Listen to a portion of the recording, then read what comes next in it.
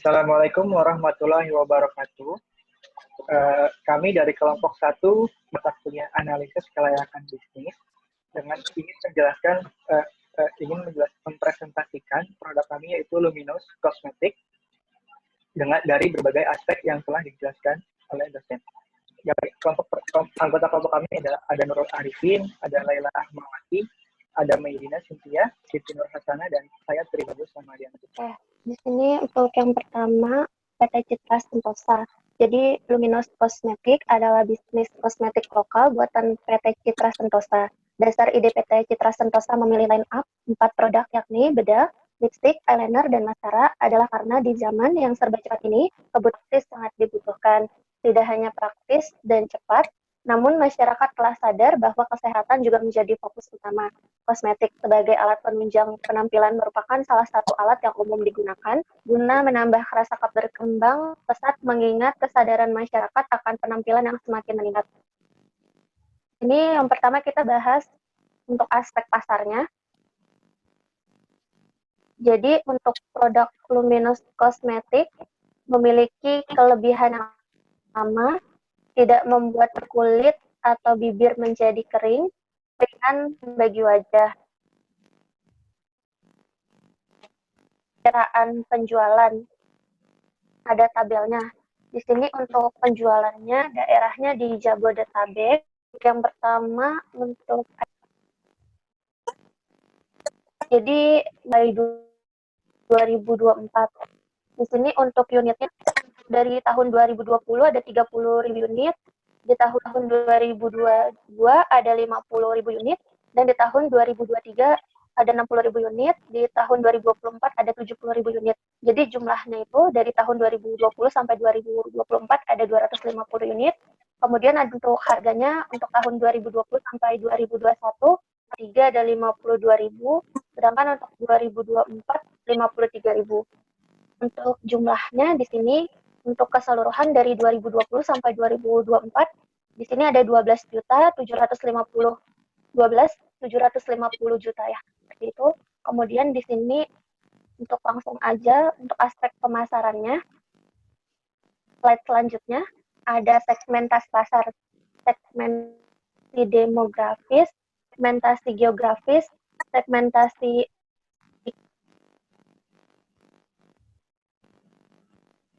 di sini untuk yang pertama untuk musiknya penggunaan kosmetik biasa dilakukan oleh wanita, namun pria juga menggunakan alat kosmetik untuk kebutuhan tertentu. Umumnya masyarakat yang membutuhkan kosmetik berusia remaja, dewasa, bahkan lansia. Usianya berkisar 17-60 tahun dari pelajar orang tua. Untuk penduduk di kota-kota besar seperti Bandung, Bogor, Surabaya, Yogyakarta, DKI Jakarta atau wilayah Jabodetabek. Untuk psikografisnya di sini, untuk penggunaan kosmetik hampir seluruh konsumen menganggap kosmetik sebagai suatu kebutuhan. Untuk segmentasi perilaku, kosmetik biasanya digunakan untuk suatu kebutuhan masyarakat. Untuk slide selanjutnya ada target pasar. Target pasar dari produk Luminous Cosmetic adalah wanita yang berusia 17 tahun ke atas. Pemasaran produk Luminous Cosmetic ini adalah masyarakat yang tinggal di Jabodetabek. Luminous Cosmetic memilih untuk memulai penjualan produknya di Jabodetabek dengan harapan produk yang dipasarkan bisa cepat tersebar dan meluas sehingga terjadi peningkatan penjualan yang cukup pesat. Selanjutnya, positioning yang populer di kalangan para wanita memberikan manfaat dan kelebihannya, yaitu tahan lama, tidak membuat kulit atau bibir menjadi kering, ringan saat diaplikasikan, dan berbahan dasar yang aman bagi wajah. Luminous Cosmetic kelebihannya dapat langsung teringat di benak konsumen. Selanjutnya, bauran pemasaran. Di sini yang pertama ada produk, yaitu kemasannya. Jadi untuk produk-produk kosmetik memiliki bentuk kemasan yang elegan, ukurannya juga tidak terlalu besar sehingga untuk warnanya jadi ada darknya warna light beige, golden beige, dan natural. Lipsticknya nude, mauve, berry, ruby, dan coral. Untuk eyelinernya ada instant black, soft black, dan brown. Maskara ada black.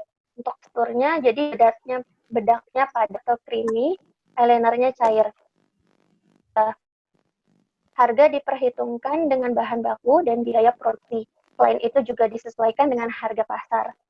Untuk promosinya, jadi promosi yang dilakukan untuk memasarkan produk, yaitu dengan mouth-to-mouth atau mulut ke mulut, membuat brosur, memasang iklan di media sosial seperti Facebook, Instagram, dilakukan melalui SPG atau Sales Promotion Girl pada event-event yang terselenggara di mall atau di tempat lainnya, dengan membuka stand dan mendemonstrasikan produk-produk Luminous Cosmetics. Kemudian ada flash. Jadi Luminous Cosmetics memasarkan dan menjual produknya di beberapa toko kosmetik yang tersebar di Jakarta secara online melalui website Luminous Cosmetics, yaitu www.luminouscosmetics.com. Di sini ada tabel biaya pemasaran.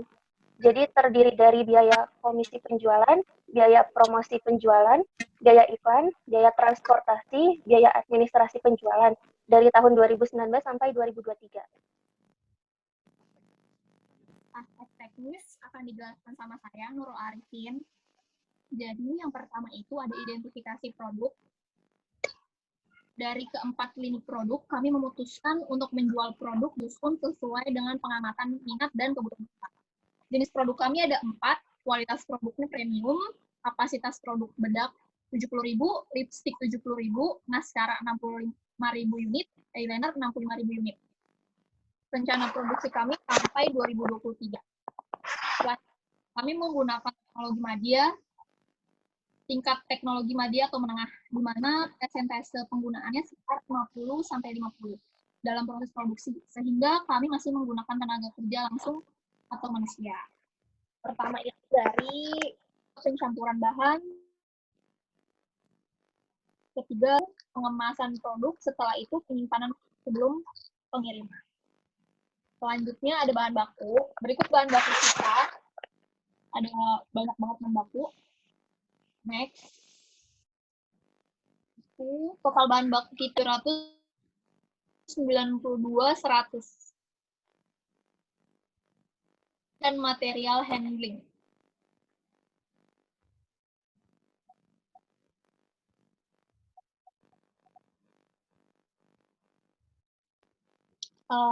Jenis mesinnya kita itu ada 4, vacuum emulsifier mixer, ada filling machine, powder compact machine, ada high speed powder mixer. Jumlahnya 4. Terus kita punya itu di filling mesin sisanya 1 unit. Terus jumlah keseluruhannya harga totalnya itu ada 159 juta. Itu jenis peralatan. Jenis peralatannya itu timbangan duduk. Modelnya atau mereknya Nevtech, kapasitas 150, umur teknisnya 5 tahun, jumlahnya ada 2, jumlah per unitnya 1.375.000. Jumlahnya jadi, karena ada 2, jadi 2.007.000 atau mereknya H2O, kapasitasnya 6 kilo, umur teknisnya 5 tahun, jumlahnya ada 4, jadi 1 juta. Setelah itu ada keselamatan kerja, model atau mereknya Crisbo, umur teknisnya 4 tahun, jumlahnya ada 35, kalau di total 19.430. Setelah itu, tabel peralatan kantor. Ya, jenis peralatannya itu ada komputer, printer, telepon kantor. Komputernya itu Asus IO PC, umur teknisnya harga satuannya 6.049.000. Totalnya jadi 48.392. Printer kita itu Epson, yang umur teknisnya 5 tahun, kita punya 4, jadi ada jumlahnya itu 12 juta. Telepon kantor kita pakai Panasonic, yang umur per unitnya itu 525, jadi 2.100.000. Kalau di total itu 62.492. Lalu ada daftar material handling, jenisnya itu ada belt conveyor, yang Hitachi, kapasitas 5 tahun, harga per unitnya 1 juta, jadi ada 200 juta. Terus kita ada forklift, yang Hitachi, umur teknisnya 10 tahun, kapasitas 10 kg, jadi kita cuma ada 1, jadi 782. Setelah itu ada stainless steel trolley, yaitu mereknya Trident Industry Fabricators, kapasitas 1.100 kilo, umur teknis 6 tahun, jumlahnya ada 2, jadi ada 3.338, 911.191. Ya. Setelah itu daftar kendaraan. Daftar kendaraan, jenis kendaraannya itu adalah mobil pribadi, yaitu Daihatsu Xenia, untuk marketing, yang umur teknis harga per unitnya 131, jadi kalau dikali 2, 262 juta. Terus kita punya mobil box yang diperuntukkan untuk distribusi barang, yang satu untuk pengangkutan bahan baku. Umur teknisnya sama 5-6 tahun. Yang angkutan bahan baku kita punya 2. Di total semuanya jadi 787 juta. Setelah itu ada utilitas atau fasilitas pendukung. Pertama, tenaga listrik, kita ada PLN sama generator listrik untuk penyediaan air sanitasi pabrik sebagai bahan baku. Ada cooling water, bahan bakarnya kita ada bensin sama diesel. Setelah itu lokasi pabrik. Lokasi pabrik itu bahan baku, ada tenaga kerja, utilitas, infrastruktur, iklim daerah, kita ada di kawasan JEP Jakarta sama Cikarang. Ada 700, kalau di kawasan JEP 68,65, kalau di Cikarang 76,7. Lalu lewat pabrik. Bisa dilihat kita ada ruang antar orang, ruang handling, ruang supervisor, kita pisah-pisah, ada ruang laboratorium, terus ada ruang gudangnya juga untuk barang yang udah jadi, mau dikirim. Setelah itu ada bangunan. Bangunan, jenis bangunan kipas 2.000 meter, jadi kita jumlahnya ada 30 juta, kantor kita 100 meter, jadi 100 juta, karena harga per meter 1 juta. Pabrik kita 1.000 meter, harga per meternya 3 juta, jadi ada 20 juta. Gudangnya itu 450 meter, harga per meter 500, jadi 225 juta. Setelah itu, kita ada infrastruktur. Sarana transportasi kita, itu ada jalan raya sama api. Penghitungan biaya investasi, kami menggunakan Kami menggunakan 2 sumber dana dalam pendirian pabrik Luminios Kosmetik, yakni self-financing dan kredit investasi dengan besaran 50/50. Di situ terdiri dari bangunan, mesin, dan peralatan. Bangunan itu tanah, kantor, pabrik, gudang, gaji pengembangan proyek. Mesin dan peralatannya itu ada saluran air buangan, mesin, peralatan, material handling, dan kendaraan. Modal kerjanya itu izin usaha, izin POM, riset pemasaran. Totalnya itu 35.389.613. Lalu ada total dana investasi. Kita itu pendanaan pribadinya itu 17 juta, banknya juga sama totalnya. Jadi total dana investasi itu ada 35M, 389.613. Total bunga kredit banknya 10%, jadi 1M 769.650. Ada bahan bakunya itu 14.792. Bahan pembantunya itu ada upah buruh langsung. Lalu biaya utilitas itu listrik, air, dan telepon, biaya pemeliharaan dan suku cadang, gudang, mesin, peralatan produksi, peralatan kantor, material handling, dan kendaraan. Itu upah buruh tidak langsung, manajer pemasaran, manajer keuangan, manajer SDM, manajer gudang, manajer quality, satpam, itu ada biaya umum dan administrasi, dan biaya pemasaran dan penjualan. Totalnya 1.097.903.100. Total dana investasinya itu pendanaan pribadi itu ada 548.951, kredit banknya itu 548, jadi 1M 97.903.400, total bunga kredit banknya 54.895.170. Ini adalah bagian untuk proses produksi dana, dari mulai pembelian bahan baku, proses produksi, pergudangan, lalu pengiriman. Dari bulan 1 sampai bulan 12 ya, jadi kita prediksi ini itu sekitar 1 tahun. Lalu ada selanjutnya aspek berikutnya, itu aspek manajemen dan sumber daya manusia. Yang pertama,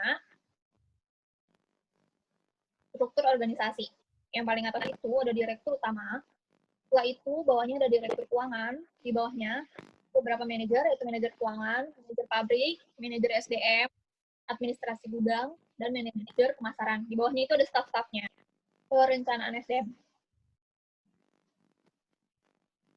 Perencanaan SDM di direktur keuangan, pabrik, SDM, administrasi gudang, dan pemasaran. Direktur itu ada jumlahnya ada 1, manajer itu 5. Kita ada di setiap job, staffnya itu kita 18. Berbeda-beda sendiri. Yang non-staff itu ada 127, jumlahnya ada 147. Dan dari segi kepintaran ya, di apa sih? Di keuangan itu, keuangan, pabrik, SDM, administrasi gudang, pemasaran. Direktur itu ada 6, satu ada 9, D3 itu 23. Lalu berikutnya ada benefit dan kompensasi. Berikut kompensasinya kalau direktur itu ada 40 juta sampai 60 juta. Benefit yang didapatkan itu ada kendaraan, jaminan sosial, liburan, tunjangan keahlian, tunjangan transport, tunjangan makan, kalau manajer itu. Lalu yang didapatkan itu ada kendaraan, jaminan sosial, liburan, tunjangan transportasi, dan tunjangan makan. Kalau staff itu dari 2 juta sampai 8 juta, tunjangan itu tunjangan transport sama tunjangan makan. Kalau non-staff itu ada 1 sampai 2 juta. Benefitnya tunjangan sama tunjangan makan.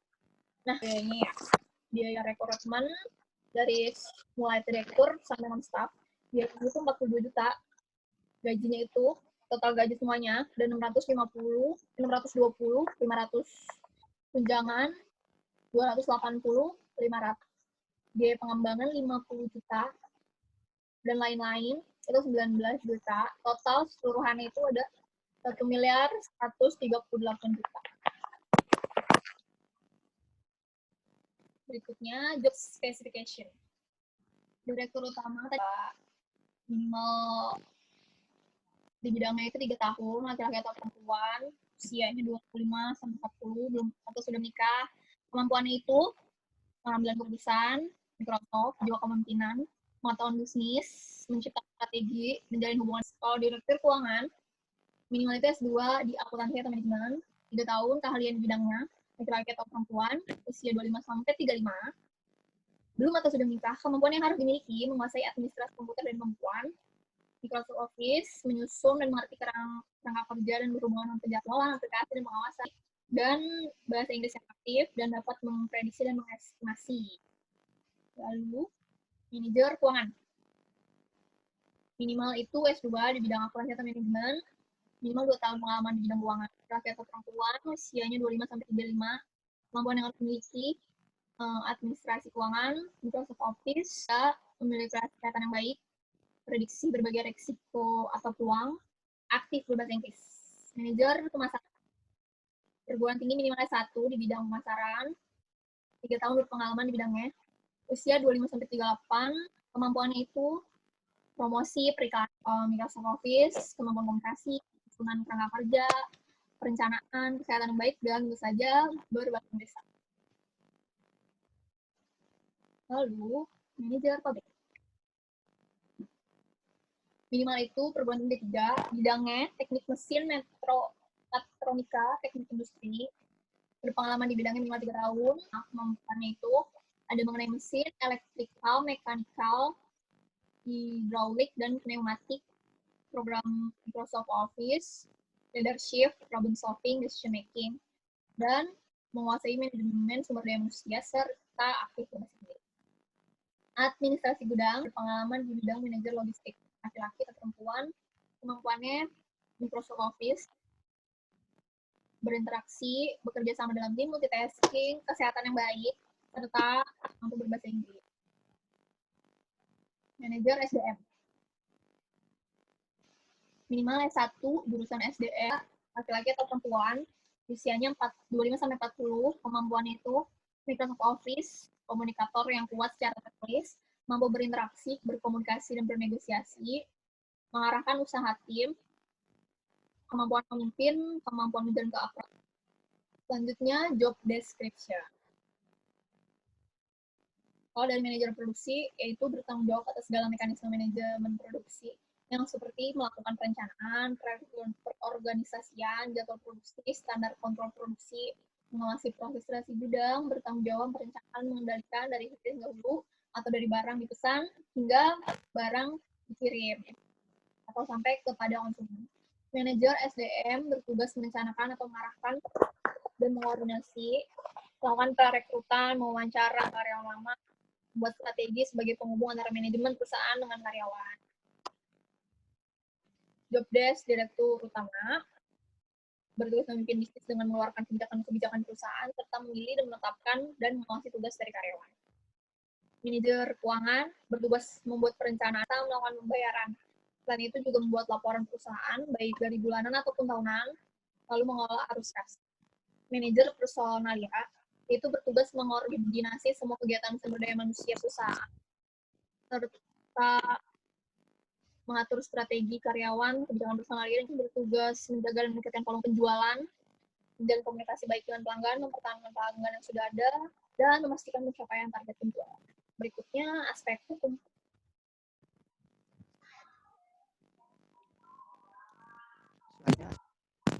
Dijelaskan sama Laila ya. Nah, selanjutnya ada aspek resiko. Yang pertama, risiko pada karyawan. Masalah-masalah kesejahteraan seringkali menyebabkan krisis. Masalah-masalah tersebut mencakup seperti amarah karyawan karena memutus hubungan kerja yang tidak adil, penghasilan tambahan yang tidak transparan. Apa dari contoh ini mungkin kelihatan seperti tidak penting bagi manajemen, tetapi hal ini sebenarnya dapat menimbulkan masalah besar. Perusahaan perlu menciptakan kondisi kerja yang baik bagi para karyawan, termasuk gaya manajemen yang lebih terbuka dan seluruh pekerja. Risiko stres dan kesehatan yang buruk, ketegangan bersamaan dengan kebiasaan makan yang buruk dan merokok dapat menyebabkan penyakit jantung koroner. Kebiasaan bolos kerja menjadi suatu indikator dari seseorang tenaga kerja yang merasa kecewa, tingkat aplikasi yang buruk, dan kegagalan untuk memotivasi para karyawan. Lalu ada risiko keuangan. Risiko keuangan adalah risiko yang disebabkan oleh faktor-faktor keuangan seperti harga, tingkat bunga, dan mata uang asing. Harga yang tidak menguntungkan. Perusahaan menjadi produknya dengan harga yang terlalu murah dikarenakan oleh 1. Perang harga, 2. Kurang informasi mengenai harga pasar, 3. Kesalahan dalam menentukan. Yang pertama itu ada kebijakan pemerintah. Salah satu hal yang dapat mempengaruhi pemasaran yaitu pemerintah biasanya menetapkan harga minimum dan maksimum bagi setiap produk, barang, atau jasa yang diperjualbelikan. Menetapkan harga minimum dan maksimum. Lalu kedua, ada pemalsuan. Pemalsuan pada suatu produk oleh orang-orang yang tidak bertanggung jawab memang sering terjadi. Hal ini sering disebut dengan produk KW. Namun produk KW ini dibuat sangat semirip mungkin dengan bahan yang asli dan yang palsu, dan juga dijual dengan harga yang lebih murah. Ketiga, ada promosi yang kurang baik. Promosi yang dilakukan oleh Kolonius Kosmetik yaitu beberapa promosi melalui media sosial, brosur, dan juga promosi yang dilakukan oleh sales promotion girl. Terus lalu ada masalah distribusi. Memang kebanyakan mudah hancur. Begitu pula dengan produk kosmetik dari Luminous Kosmetik, sehingga kemungkinan masalah yang terjadi dalam proses distribusi yaitu kosmetik yang rusak selama di. Kemudian ada risiko aspek pemasaran. Pertama, risiko aspek produksi. Yang pertama, masalah pemasok.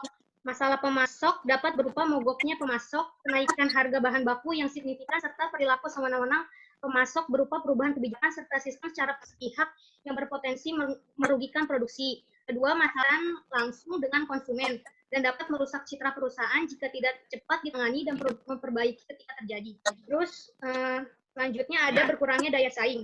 Berkurangnya daya saing merupakan dampak dari satu atau kombinasi dari beberapa masalah yang terjadi bersamaan, seperti masalah di atas, kapasitas produk, kondisi situasional yang tidak mendukung, dan faktor-faktor internal dan eksternal lainnya. Lalu, aspek AMDAL. Aspek rona lingkungan hidup. Rona lingkungan hidup, iklimnya itu lokasi area kerja bersuhu 30-30 derajat Celcius dengan kelembapan udara rata-rata sebesar 35% pada siang hari, timbunan dengan tanah batu.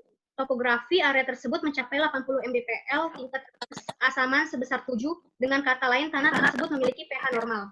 Lalu flora dan fauna yang ditemukan, floranya itu ada tanaman pisang, tanaman rambutan, tanaman jati, rumput gajah, putri malu, tanaman pepaya.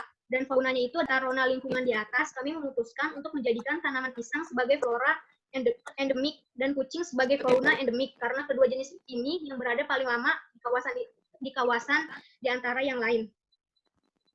Lalu rencana kelola lingkungan. Rencana kelola lingkungan dibuat untuk mengelola semua dampak penting yang terjadi terhadap lingkungan oleh suatu kegiatan yang direncanakan oleh Luminous Cosmetics, meminimalkan atau mengendalikan maupun saat kegiatan berakhir, meningkatkan dampak positif dari suatu kegiatan, memberikan manfaat yang lebih besar terutama kepada masyarakat yang terkena dampak positif sebagai pedoman dan arahan bagi semua pihak terkait. RKL ini berisikan. Lalu ada penanganan limbah. Limbahnya itu ada limbah padat dan limbah cair. Limbah padatnya itu kemasan bekas. Limbah ini dihasilkan dari kemasan-kemasan berkantong atau karung yang bersifat tidak beracun, namun mudah terbakar. Pengumpulan setiap minggu dan dilakukan pengangkutan oleh perusahaan daur ulang. Lalu ada sampah domestik. Limbah ini merupakan hasil lainnya. Pengumpulan dilakukan setiap minggu dan diambil oleh Dinas Kebersihan dan Pertamanan Kabupaten Bekasi. Lalu di limbah cair, ada penanganan limbah cair melalui filterisasi limbah dan pengaturan pH agar dapat dibuang tanpa merusak dan berdampak bagi lingkungan. Filterasi limbah ini menggunakan metode kosmetik base method yang agar selanjutnya bahan kimia sisa limbah dapat dilakukan pemisahan dan penghilangan zat berbahaya kembali agar aman dibuang. Lalu pencemaran suara. Pada dasarnya, pencemaran suara masuk ke dalam kategori pencemaran udara. Oleh karena itu, dasar-dasar kebijakan pengendalian pencemaran suara sama dengan pencemaran udara. PT Luminous Cosmetics yang merupakan kosmetik buatan PT Citra Sentosa minimalisir dampaknya dengan membangun pabrik yang jauh dari pemukiman penduduk sehingga tidak mengganggu masyarakat sekitar. Selain itu, untuk meminimalisir efek kebisingan, kami menggunakan tempat yang dapat meredam bising suara dan melakukan penghijauan yang dapat Selanjutnya, rencana pemantauan lingkungan. Rencana pemantauan lingkungan dibuat untuk mengetahui perubahan lingkungan hidup atau dampak penting yang timbul akibat pembangunan industri kosmetik Luminous Cosmetics, mengevaluasi pengelolaan lingkungan hidup yang telah akan dilaksanakan di kawasan industri Luminous Cosmetics dan memenuhi kewajiban evaluasi efektivitas upaya-upaya pengelolaan lingkungan yang telah dilakukan oleh Luminous Cosmetics, ketaatan terhadap peraturan lingkungan hidup dan dapat digunakan untuk mengevaluasi akurasi prediksi dampak yang digunakan dalam kajian AMDAL.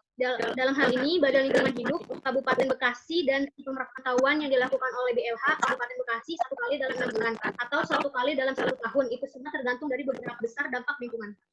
Selanjutnya, prinsip dasar dalam rencana pemantauan lingkungan.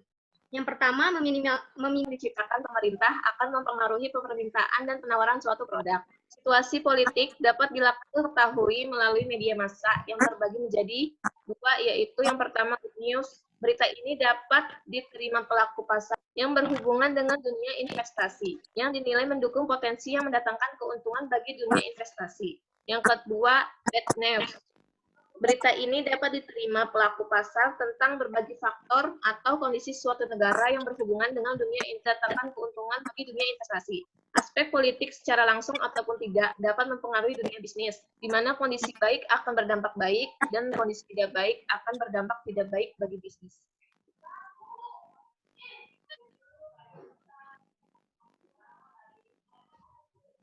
Aspek budaya. Memperhatikan kondisi sekitar dan keberlangsungan jangka panjang, memberikan dampak yang positif dan tidak melanggar budaya, memiliki perhatian atas sesuatu yang berhubungan dengan masyarakat.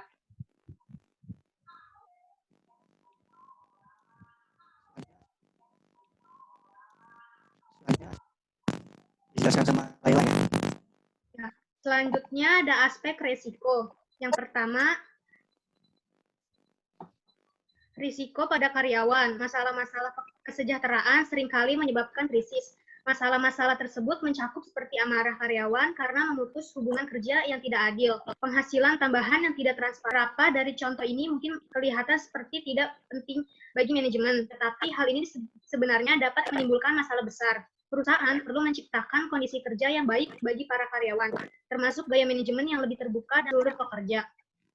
Risiko stres dan kesehatan yang buruk, ketegangan bersamaan dengan kebiasaan makan yang buruk dan merokok dapat menyebabkan penyakit jantung koroner. Kebiasaan bolos kerja menjadi suatu indikator dari seseorang tenaga kerja yang merasa kecewa, tingkat aplikasi yang buruk, dan kegagalan untuk memotivasi para karyawan.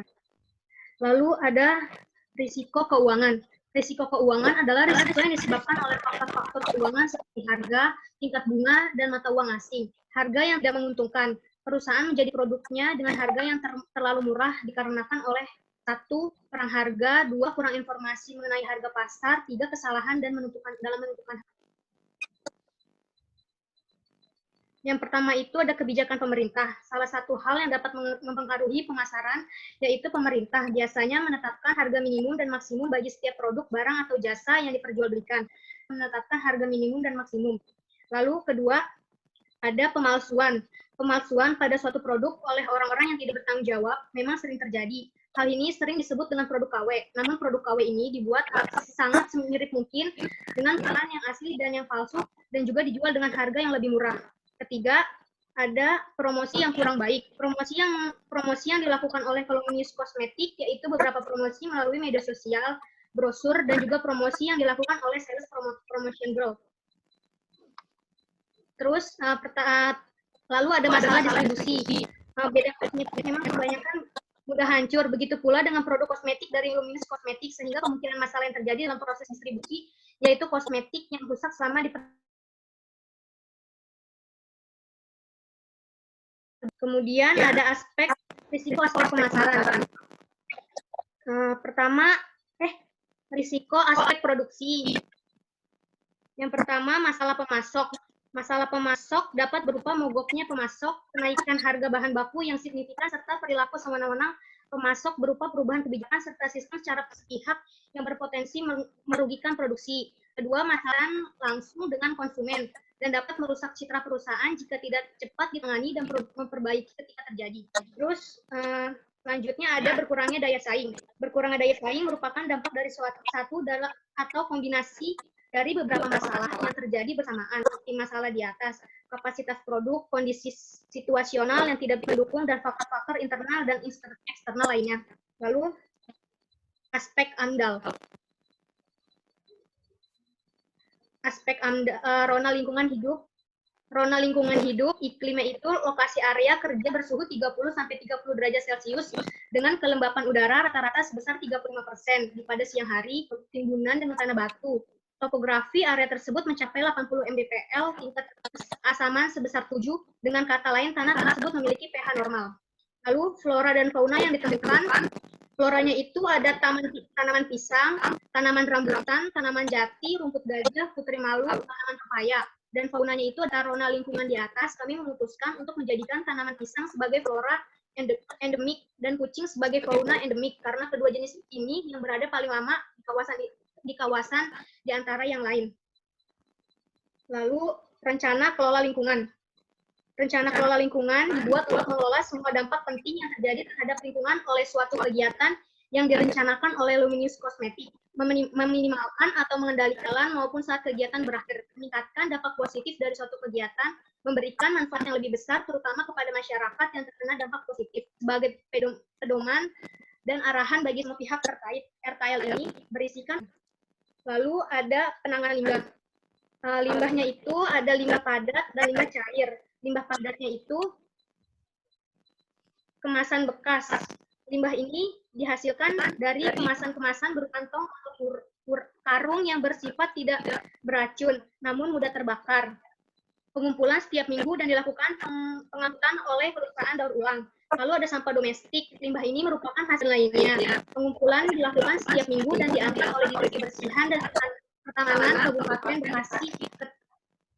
Lalu di limbah cair, ada penanganan limbah cair melalui filterisasi limbah dan pengaturan pH agar dapat dibuang tanpa merusak dan berdampak bagi lingkungan. Filterasi limbah ini menggunakan metode kosmetik base method yang agar selanjutnya bahan kimia sisa limbah dapat dilakukan pemisahan dan penghilangan zat berbahaya kembali agar aman dibuang.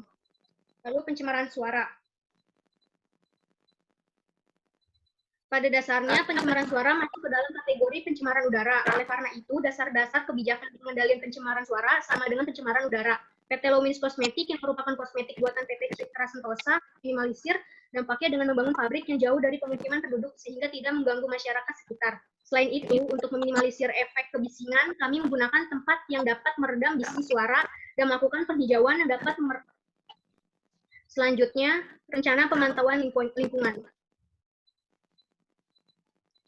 Rencana pemantauan lingkungan dibuat untuk mengetahui perubahan lingkungan hidup atau dampak penting yang timbul akibat pembangunan industri kosmetik Luminous Cosmetic, mengevaluasi pengelolaan lingkungan hidup yang telah akan dilaksanakan di kawasan industri Luminous Cosmetic dan memenuhi kewajiban evaluasi efektivitas upaya-upaya pengelolaan lingkungan yang telah dilakukan oleh Luminous Cosmetic, ketaatan terhadap peraturan lingkungan hidup dan dapat digunakan untuk mengevaluasi akurasi prediksi dampak yang digunakan dalam kajian AMDAL.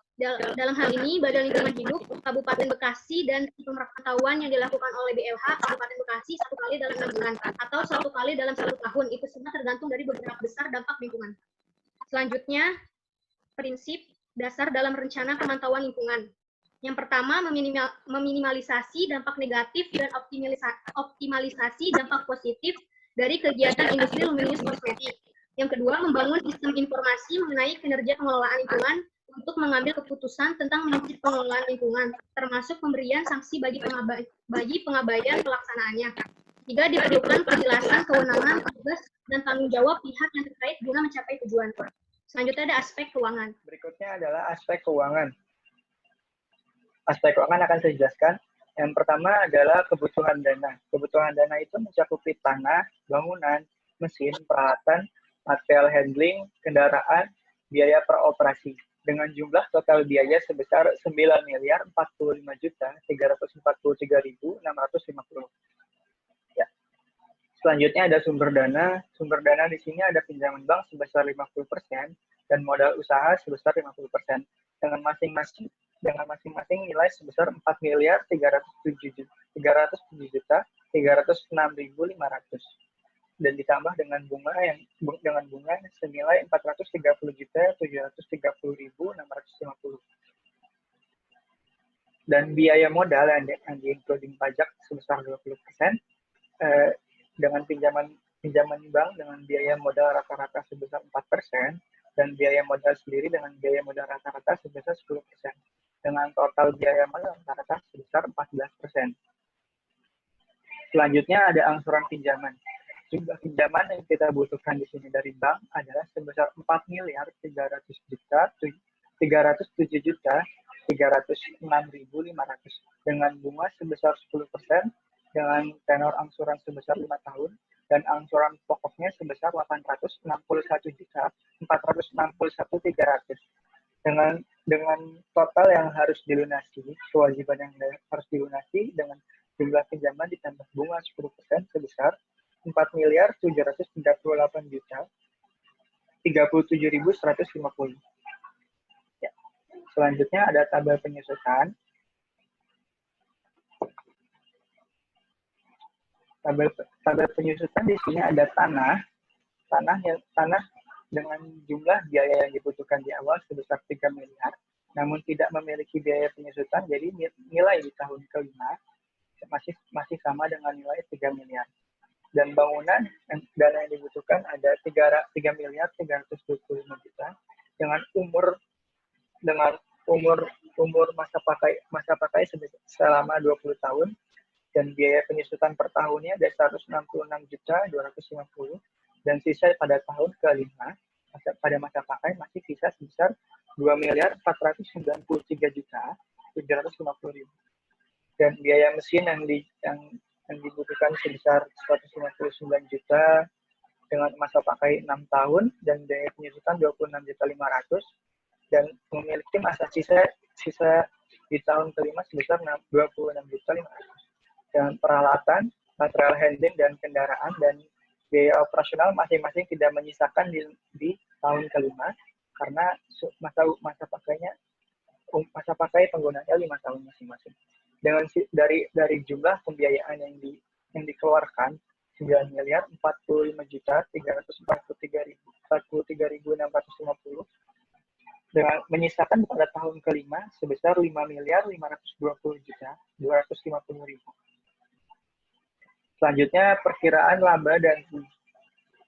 Perkiraan laba dan rugi ini dengan memiliki nilai penjualan pada tahun pertama sebesar 4.840.000.000, di tahun kedua ada 6.560.000.000, di tahun ketiga ada 8.675.000.000, dan di tahun keempat ada 10.525.000.000, dan di tahun kelima ada 12.740.000.000. Dengan masing-masing ada pengurangan dari HPP, laba kotor, biaya penjaminan dan administrasi, biaya penyusutan, dengan hasil sampai di earning after tax sebesar 2 miliar.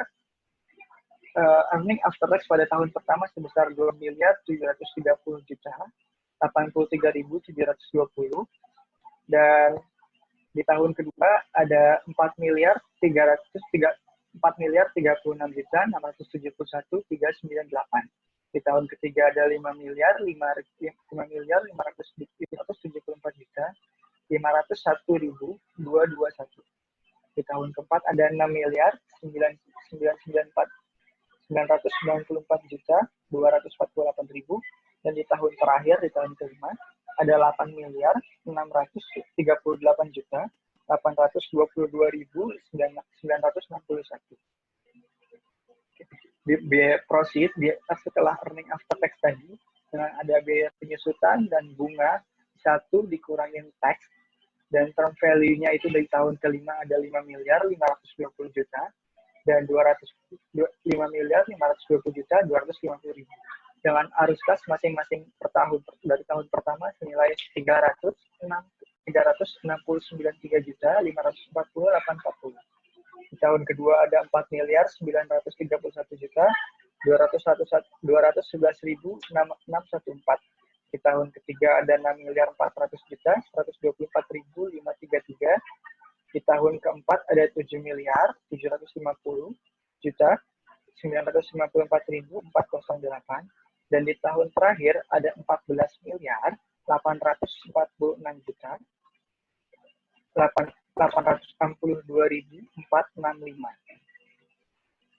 Ya. Selanjutnya ada payback period. Payback period ini adalah biaya estimasi pengembalian pada setelah berapa lama dana modal kita akan balik. Di sini setelah biaya akumulasi yang sebesar 9.045.343.650 dengan perhitungan rumus yang tertera. Jadi dengan kesimpulan modal yang akan balik itu akan balik pada setelah 2 tahun 1 bulan. Selanjutnya ada net present value. Net present value ini dari hitungan yang sebelumnya, dari nilai dengan 12% dari PVIF, dan nominalnya totalnya 23.650.428.91, ditambahkan dengan biaya akumulasi payback yang ada sebesar 949.343.650 dikurangi jadi dari nilai net present value yang pada niat 610.082.041. Selanjutnya ada IRR. Hitungan IRR ini seperti di rumus yang tertera. Jadi IRR ini sendiri adalah indikator efisiensi suatu investasi. Jadi investasinya itu sebesar 28%, 28,87%. Dengan nilai profitability index-nya itu sebesar 2,61 atau 26,1%. Sekian dari kelompok 1, kurang lebihnya mohon maaf. Terima kasih. Assalamualaikum warahmatullahi wabarakatuh.